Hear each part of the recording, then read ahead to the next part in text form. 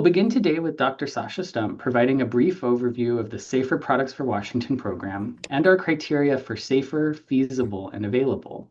Sasha's overview will be followed by a presentation on alternatives work for plastic packaging, artificial turf, and printing inks.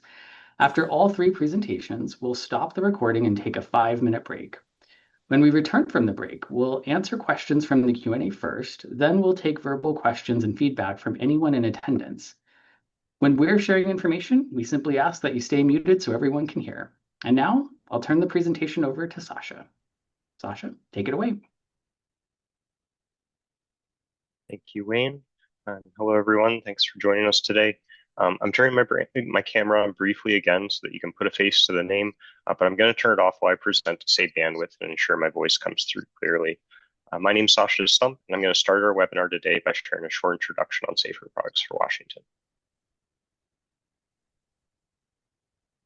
Safer Products for Washington is a program that was established in 2019 to implement Chapter 70A.350 RCW.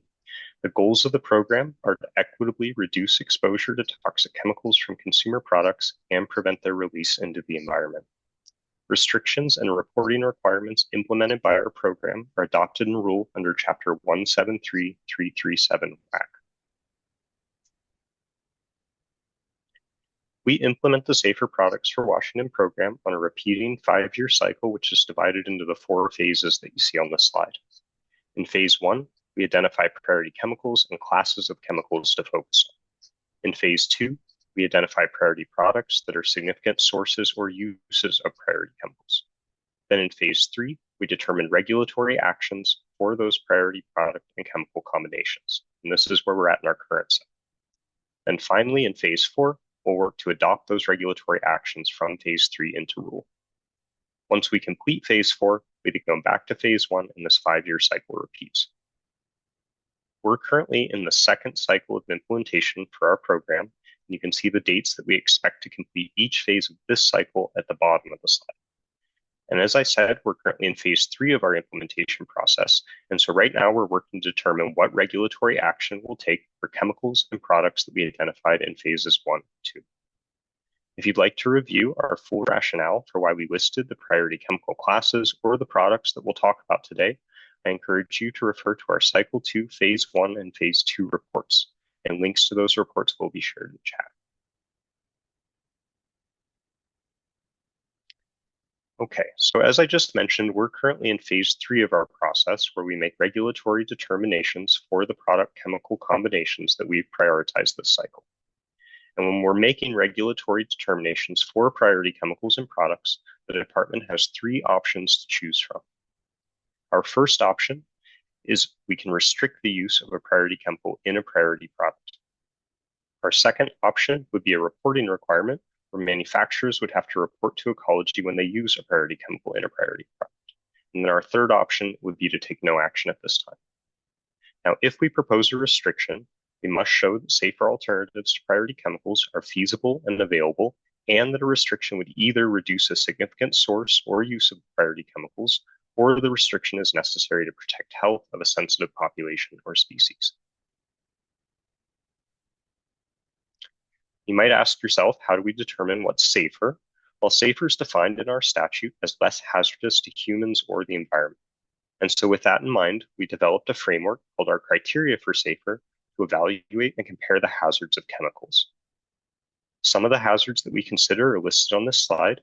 They include things like associations with cancer, developmental toxicity, aquatic toxicity, or persistence in the environment, among other hazards. Now, when we're looking for alternatives, we're looking for chemicals that are safer than the hazardous chemicals we prioritize for work in the program. And we think of safer as a spectrum. And so in our criteria for safer framework, we set hazard tiers along that spectrum to indicate significant steps towards use of less hazardous chemicals. We call these tiers our minimum and additional criteria. And these tiers align with scoring in other hazard assessment methodologies, and that lets us leverage those other assessments to inform our work.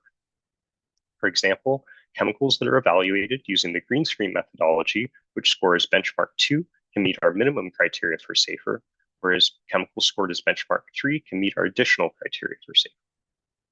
In addition to green screen, we also refer to other hazard assessments, such as those developed by Cyvera and ChemForward, as well as other resources like the EPA Safer Chemicals Ingredients List, or SKIL. For more information and details on our criteria for SAFER, please refer to the documentation that will also be shared in the chat.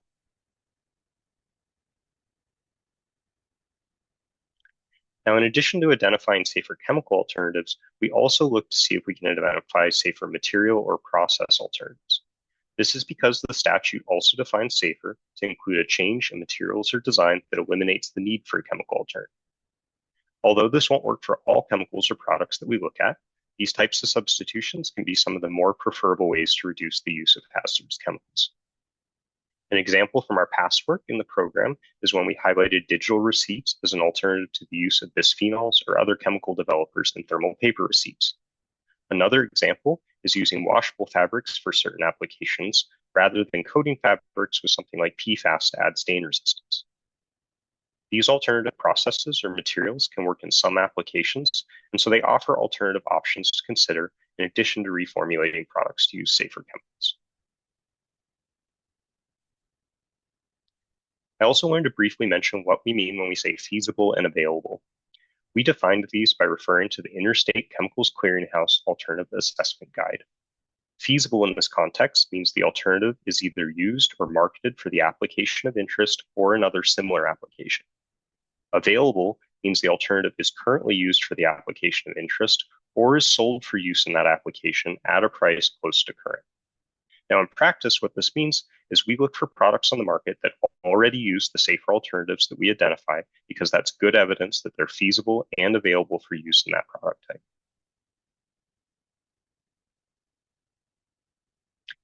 Now, a few last notes before we move into our presentations on specific products.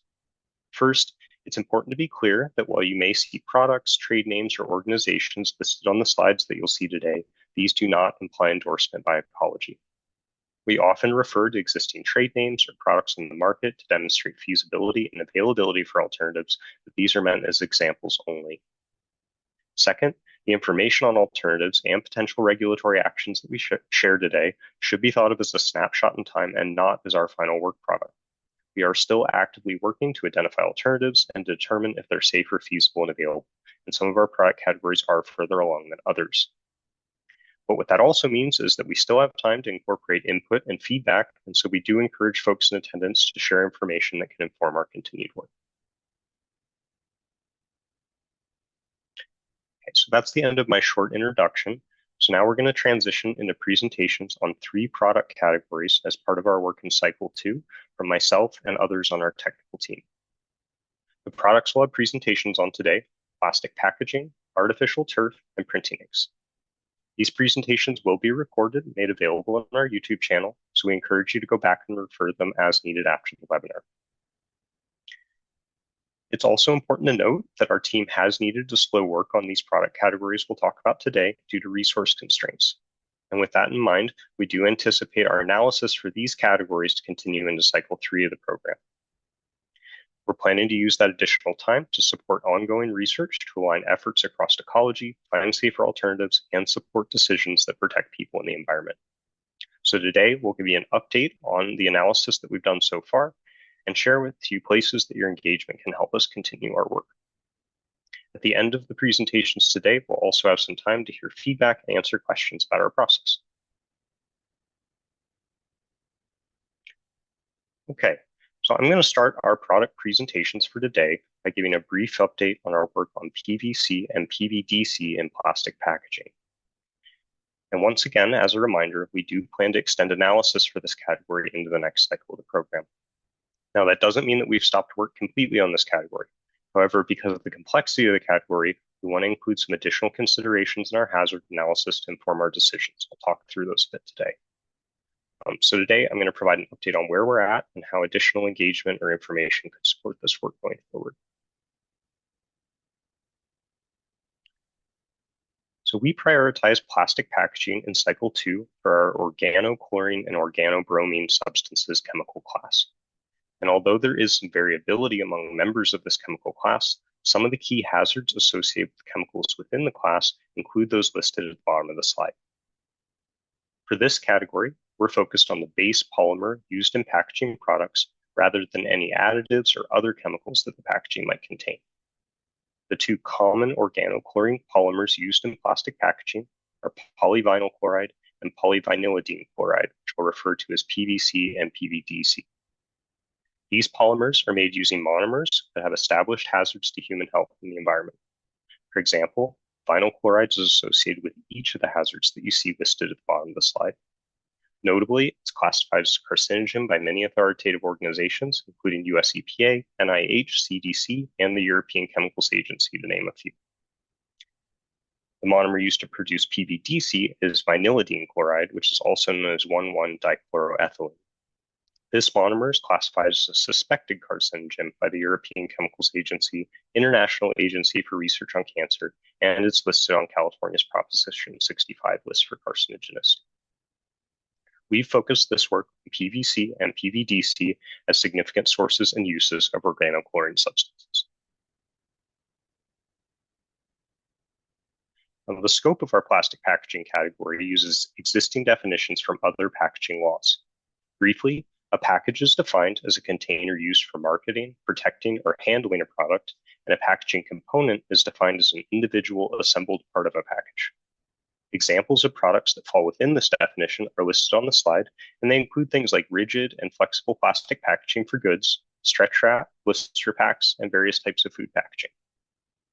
Our focus for this category are plastic packaging materials that are usually discarded within the same year the products they contain are purchased. We're focused on those short use phase plastics. Now, we've referred to several resources to understand the various applications for plastic packaging, including peer-reviewed literature and reports from organizations focused on reducing plastic waste. We've also met with several packaging manufacturers, as well as industry associations that represent the packaging industry, to learn more about their packaging products and the performance requirements for specific applications like food packaging.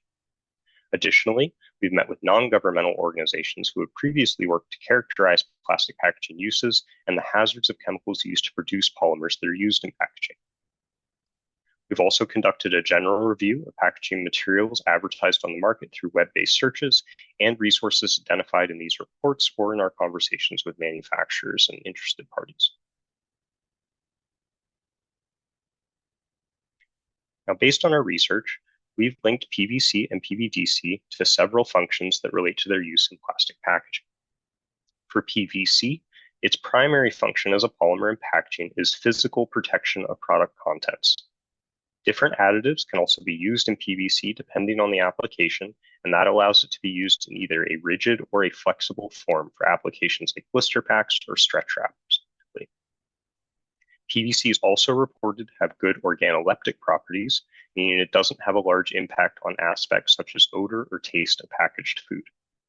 PVC may also act as a limited barrier to oxygen or moisture for some applications, but our understanding is it does not perform this function as well as other polymer types.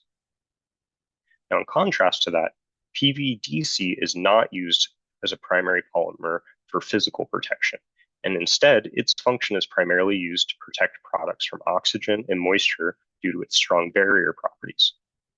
PVDC is often used as a layer sandwich between other polymers in packaging, or it can be applied as a thin layer on surfaces. The barrier properties of PVDC are quite good, and that allows a very thin application to be used to provide that barrier function for things like pharmaceutical, supplement, and food packaging applications.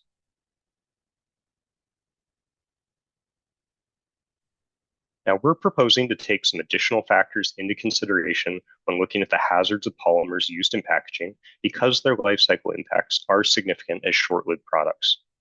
Now, as I mentioned a few slides back, packaging materials are generally discarded the same year the products they contain are purchased. And due to that short use phase, packaging materials often have a high production volume relative to other products we look at. This means that the chemical inputs that are used to manufacture these plastic materials, as well as their waste once disposed of, are large contributors to their overall hazard. The primary chemical inputs used to make different types of plastics are called monomers. And now, while there are other additives and chemicals that go into producing plastics, those can really vary depending on the specific resin and application that they're being produced for. On the other hand, the monomers used are intrinsically connected to the base polymer type that's being produced. Another important point is that for many plastics used in packaging, the longest part of their life cycle is as waste. This is because plastics used in packaging are often persistent in the environment and they don't fully biodegrade. Instead, these persistent plastics fragment into smaller persistent particles that are commonly known as microplastics. Now, we're still learning more about the impacts of microplastics, but current information indicates these persistent microplastic particles may harm human health and the environment, and so they deserve consideration when characterizing the overall hazard of a polymer.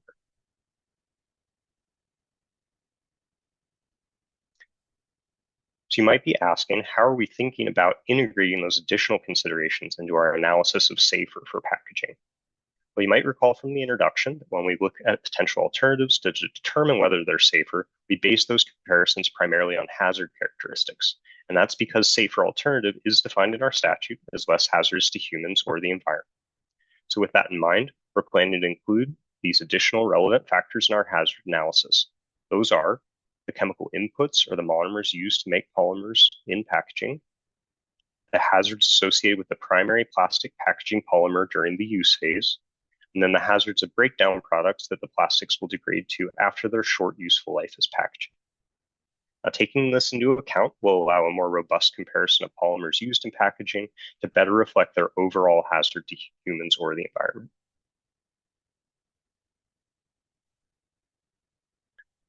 Now, keeping in mind what I just shared on additional considerations for this analysis, I also want to mention that there's still some gaps in information that we want to fill before we can complete our work on this category. The information we have does suggest that safer alternatives likely exist for many applications, but we want to gather additional examples of products across packaging applications to be able to demonstrate the feasibility and availability of these alternative polymers. We're also still filling some gaps in information on hazard as well as biodegradability characteristics for some monomers and polymers that we're looking at.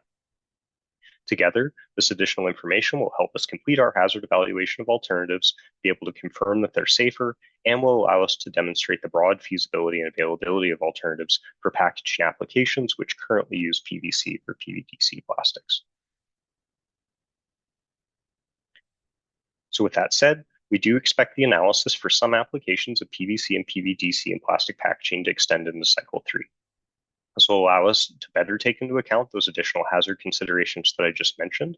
And we're also going to use this time to do some additional cross-agency coordination and ensure that this work in safer products harmonizes and considers other initiatives within the agency.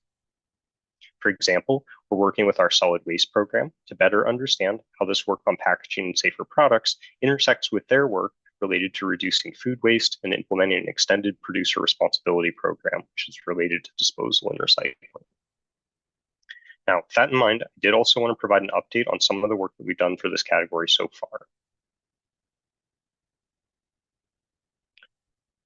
So to start, to identify candidates to evaluate as potential alternatives, we started by constructing a list of polymers used in types of packaging that PVC and PVDC are used for. Different packaging applications have specific requirements, but as a starting place, we've categorized these polymer types into broad use categories depending on whether they're amenable to either a rigid or a flexible packaging use, if they're used in food packaging or not, and if they can be used to provide oxygen and moisture barrier properties in packaging. Then we're constructing a list of the known hazard information for those relevant factors I mentioned a couple slides back, and this will let us identify gaps that we need to complete our hazard analysis. Excuse me.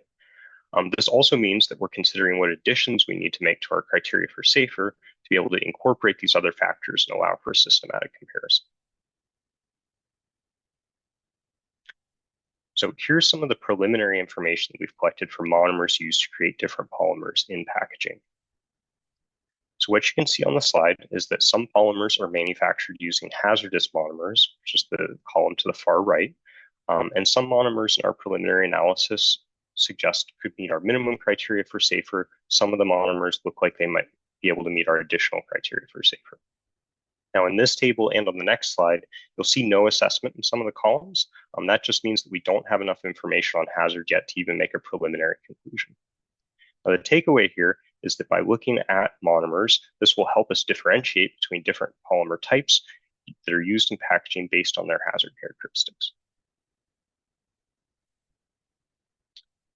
Now, this second slide focuses on the hazard properties of the primary polymer used in packaging during that use phase, and it lists the applications where we've collected information demonstrating the use of the polymer in those broad categories I shared earlier. So at a high level, what you can see here is that there's a variety of polymer types that can be used in different applications like film packaging or for food contact. But you'll also notice that there's more hazard information gaps here, and that the differences in hazard during the use phase for polymers looks to be more similar. So moving forward, we plan to delineate the applications of these polymers in more detail, as well as fill these hazard gaps. And that's going to feed into our analysis of alternatives for PVC and PVDC packaging as a whole. Lastly, I wanted to show how we're thinking about breakdown products from packaging after disposal. So at this stage of our work, we're categorizing polymer types based on whether the information we have suggests that they are likely biodegradable under optimal conditions as a single polymeric substance. Now, when I say optimal conditions, what I'm referring to right now is industrial composting conditions, because that's what some current standards focus on, and that allows us to do an initial comparison for polymers that are used in packaging. And this is really to get at that concept I shared earlier, where for many plastics that are used in packaging, the longest part of their lifespan will be as fragmented particles and eventually microplastics that can enter the environment.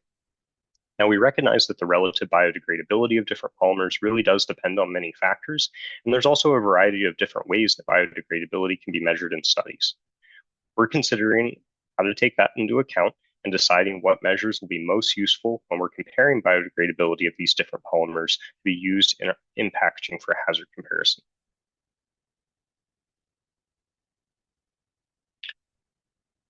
So that gives an update on how we're looking at other plastic polymers as potential alternatives. But I did also want to mention today that we recognize material alternatives are also an option, and that these are feasible and available for some applications of PVC and PVDC. That said, we haven't yet evaluated these for SAFER or determined specific uses in which they can be considered feasible, and that will be part of our continued work for this category. Okay, so to summarize what I've shared today, here are a few main points. First, we've identified potential alternatives to PVC and PVDC for use in plastic packaging, but we're still looking at them to determine whether they can be considered as SAFER. Next, the alternatives we've identified are used in packaging and are feasible and available for at least some applications. So what we plan to do is look at specific applications like that barrier function in food packaging more closely as a next step to continue our work. So that said, we do expect this alternatives analysis to extend into cycle 3 to accommodate the complexity of this product category, as well as allow us time for robust analysis and additional coordination with our other ecology programs. That said, we currently feel a reporting requirement would be useful to help us learn more about specific applications of PVC and PVDC in plastic packaging as it's used in Washington, and so that's a likely regulatory outcome of this cycle. And when we get to the discussion section of our time today, there are a couple questions that I'll leave you with that we're looking for some feedback on. First, in terms of applications of PVC and PVDC in packaging, what didn't you see? What are we missing? And are there other considerations for feasibility and availability or other alternatives that we should be considering? Next, for the information I shared on hazard comparisons and this idea of including additional factors in our analysis, what do you think are the strengths and weaknesses of this approach? And then finally, what other resources or information should we be looking at as we continue our analysis on packaging? I really appreciate any input that you're willing to share during the discussion today, and thank you for listening. And with that, I'll pass to our next speaker, Stephanie. Thank you, Sasha, and hello, everyone. I'm Stephanie Gill. I'm a toxicologist working with Safer Products for Washington, and I'm here today to give you an update on artificial turf. I'm also going to turn off my camera to preserve bandwidth, and I'll begin. So next slide, please. So we are focusing on two priority chemical classes within artificial turf. The first, perfluoroalkyl and polyfluoroalkyl substances, or PFAS, is made up of thousands of synthetic, long-lasting chemicals that have known human and environmental health hazards. Some chemicals within this class can cause cancer, demonstrate reproductive toxicity, affect aquatic life, and are bioaccumulative and persistent. Next slide, please. The other priority chemical we were looking at, 6-PPD, which is an anti-ozonant in tires, may just be focused on one compound, but its breakdown product, 6-PPD quinone, has extremely high toxicity to important aquatic species like coho salmon. Other hazards of this chemical and its transformation products include skin sensitization and reproductive toxicity. Next slide, please. Our priority product scope includes artificial or synthetic turf for use on indoor or outdoor surfaces. Some examples include athletic fields that you may see in parks and around schools, pet relief facilities, and grass used for indoor activities like mini golf. Next slide, please. While you may know what a turf field looks like, I want to go through the basic components that make up artificial turf because 6-PPD and PFAS are used in different components. So starting top down, we first have plastic turf or grass fibers. Around these fibers is infill material, which is used to support the plastic grass. While infill can be made with a variety of products, some common ones include crumb rubber and sand. The final component of artificial turf is backing. Backing is a thin layer that holds plastic grass fibers in place and provides additional support to the turf and infill. Next slide, please. Now, before I get into explaining where we find our chemical classes within the turf, I want to mention some of the resources our team is using to identify the chemical functions. These include peer-reviewed literature, communications with both the Synthetic Turf Council and manufacturers, and published state and federal reports. Next slide, please. So while it wasn't very clear from the diagram I showed earlier, PFAS used to be a major component of turf manufacturing. For those of you not familiar with how turf grass is made, let me give you a little bit of background. So manufacturers first develop plastic pellets with their specific ingredients. These pellets are then melted down and extruded, which simply means they're melted into plastic fibers. These fibers are then woven into the backing I mentioned earlier, and that creates turf grass. So where does PFAS come in? Well, when the plastic is melted down, it can stick to machines. PFAS is added in as a processing aid to stop material buildup and prevent jagged surfaces. Next slide, please. Now, 6-PPD may have been more obvious to some of you as to where it fits into artificial turf. Tire crumb rubber is commonly used as infill material, so 6-PPD itself does not have a direct function in turf. As I mentioned before, 6-PPD is a key component of tires as an anti-ozonant, so anywhere tires are used, 6-PPD is likely present. In fact, we have found some research showing evidence of 6-PPD and its transformation product in crumb rubber. Next slide, please. So you may have caught earlier that I said PFAS was an important part of the turf manufacturing process. Industry has stated that fluoropolymer processing aids, which include PFAS, are no longer used. This table is a non-exhaustive list showing some of the suggestions from industry, as well as some of our own research into identifying alternative processing aids. I will not be reading out all of these alternatives, so please note the time for the recording if you want to revisit this slide. We are still working to confirm if these alternatives meet our criteria for safer, feasible, and available. So for example, you may note that some compounds may meet our requirements for safer and are available on the market, but we do not have information yet on if they're feasible to use for artificial turf specifically. So we welcome any information manufacturers may have on these compounds and anything not listed. Next slide, please. One alternative that has been discussed by both industry and state reports uses manufacturing changes instead of alternative processing aid chemicals. California's Safer Consumer Products Program has highlighted several manufacturing changes that can be used, including reducing the extrusion rate, streamlining the design of the manufacturing die, or increasing the die gap where extrusion occurs. Next slide, please. Switching back to 6-PPD, we're also still working on identifying a safer alternative for crumb rubber infill. Although our main thinking is that if 6-PPD is not in tires anymore, it won't get into crumb rubber itself is still a concern. We have identified several potential alternatives that I'll go into more on the next slide. However, we have not determined if any of these are safer yet. For example, synthetic material infill can release microplastics. Several mineral-based alternatives have inhalation hazard concerns, and some plant-based alternatives can have allergen risk. Next slide, please. Currently, we are examining 3 types of infill alternatives: synthetic, mineral-based, and plant-based. While all 3 types are feasible and available, we have not yet identified if they're safer and have concerns for each type, which I mentioned in the previous slide. I'm not going to read out all of these, so please note the time for the recording if you want to go back to this slide. Next slide, please. We have also been looking at specific product alternatives instead of just chemical and manufacturing process alternatives. However, we need more information from users of turf to understand feasibility based on what performance is requested. First, organically managed grass is a great option for outdoor use, but is not feasible in some applications. For example, it may not be great indoors for some outdoor places like dog parks and pet relief areas. Another product we are looking into is Brockfill by Brock USA, which is Cradle to Cradle certified gold for material health in version 4.1. This may meet our minimum criteria for safer.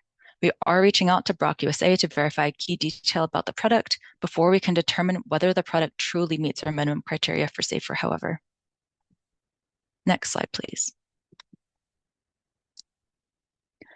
In summary, it is likely that analysis will continue into cycle 3, especially for 6-PBD and artificial turf. However, it depends on what information we are able to obtain. For example, a restriction on PFAS in artificial turf is possible this cycle, depending on whether we receive additional information on alternative manufacturing processes or non-PFAS processing aids. We welcome any information from manufacturers or artificial turf customers who may produce and use artificial turf without PFAS and crumb rubber 6-PBD.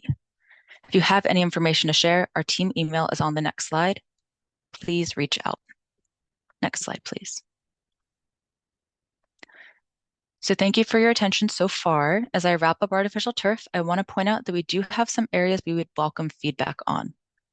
First, we would like information on other alternatives for infill that we did not list, especially those that have additional safety factors like shock absorption and cushioning for athletic usage.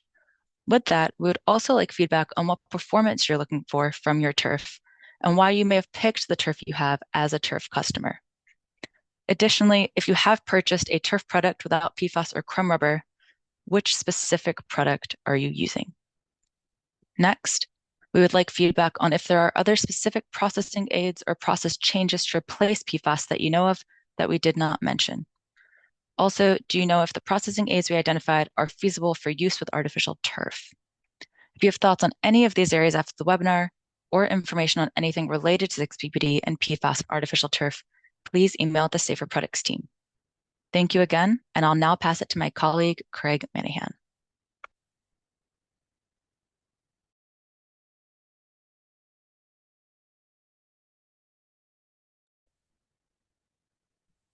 Thanks, Stephanie. Hello, my name is Craig Manahan, and I'm a toxicologist at Ecology. I'll be giving a short update on our work around printing inks. Next slide, please. PCBs, or polychlorinated biphenyls, are a class of chemicals present as contaminants in many products. In printing inks, they most likely stem from the use of pigments. Some PCBs that we have found present in printing inks we have tested are listed here. PCBs are persistent, bioaccumulative, and toxic chemicals. They can cause liver toxicity, reproductive toxicity, and developmental damage. Next slide. Printing inks include any form of ink for personal or commercial use. It does not include the printed products themselves or dyes and toner powder. There are many different types of commercial printing and home printing, and inks for all of these are covered under the scope of this product. Next slide. As I mentioned, PCBs have no function in printing inks, and they are present as contaminants. PCBs are regulated by the EPA under TSCA, so we are preempted from setting a limit on PCB concentrations in products. However, we can prohibit PCBs entirely. Next slide. We previously investigated PCBs in printing inks in cycle 1 of Safer Products. In that cycle, we determined that for certain types of inks, lower PCB concentrations are safer, feasible, and available. However, as I mentioned, we are preempted by TSCA from restricting to a lower level. So for this round, we focus on assessing the feasibility and availability of chlorine-free pigments. These pigments should contain no PCBs, since there would be no chlorine with which to inadvertently generate them. Polychlorinated biphenyls need chlorine available to become chlorinated. There's a resource online from ChemForward which identifies several chlorine-free pigments. However, we have no way of knowing if these pigments are used in inks or determining what pigments are used in what inks, as this is all proprietary information of the manufacturer. There's a project proposed by ChemForward that would use grant money to attempt to address the question of the feasibility of using these chlorine-free pigments in inks, and it would qualify for an Ecology Water Quality Program grant with applications next year. If this project is funded and completed, the data would contribute to our analysis. Oh, sorry, I missed the next slide. Oh no, we're good. Oh, back one slide, sorry. There is a resource online from ChemForward which identifies several chlorine-free pigments. However, we have no way of knowing if these pigments are used in inks or determining what pigments are used in what inks, as this is all proprietary information. Oh, I already did this part. Sorry, I'm all flustered. My child ran in here. Next slide, yeah, my bad.